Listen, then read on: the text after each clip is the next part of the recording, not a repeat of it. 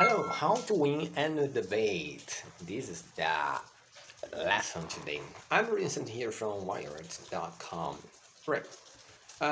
Firstly, define your audience. When politicians debate on stage, they are not trying to convince each other or their arguments.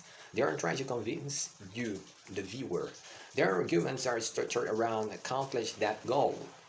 If you are going to debate someone else, it's helpful for you to make similar decisions about what you want to accomplish. So, sorry. If you are arguing in, say, a Facebook comment thread, then you might not have a very good chance to change the mind of the person you are debating. But other people who may be reading a different matter, staying conscious of those people can help you keep your cool even when your opponent just won't listen.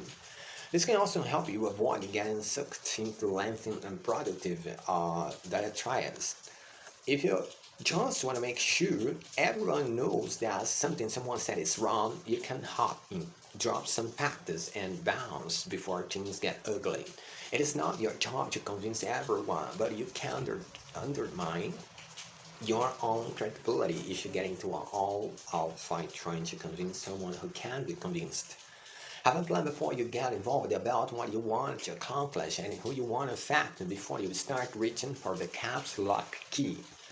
Debate the stillman of the argument. You might have heard the phrase straw man to describe a bad faith debate technique where your opponent makes up a version of your argument that you don't actually believe in and debates that instead.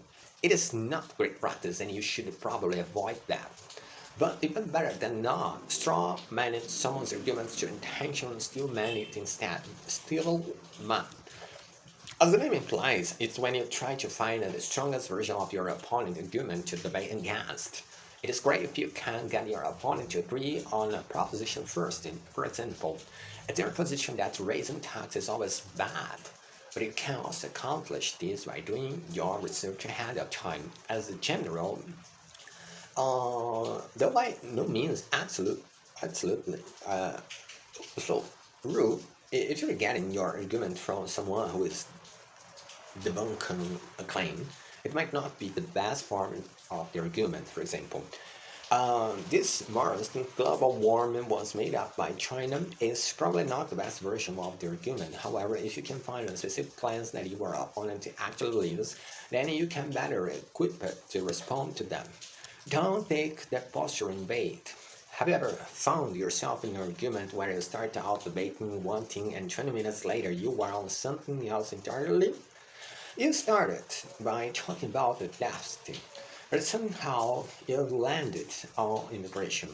And every time you make a point, your opponent changes the subject or focus on some tiny portion of your response that was in inelegantly phrased rather than recognizing your arguments as a whole. By the end, even laid out all the facts, you have always you got nowhere. When this happens, it often because your opponent is playing a very different game than you are. They're posturing. YouTube channel Innovative Studios describes this strategy as never playing the fence, and it tends to turn up when pretending like you are winning as more viable way to win over the audience than providing you are right.